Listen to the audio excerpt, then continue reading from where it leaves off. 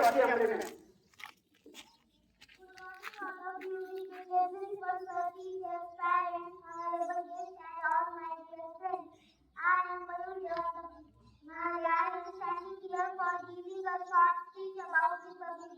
First of all, I wish you a very happy Republic Day.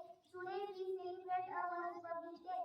This day reminds us of our Constitution and the right we enjoy on this day. In 1960, the Constitution of India came into effect and our country became a sovereign, democratic and secular republic.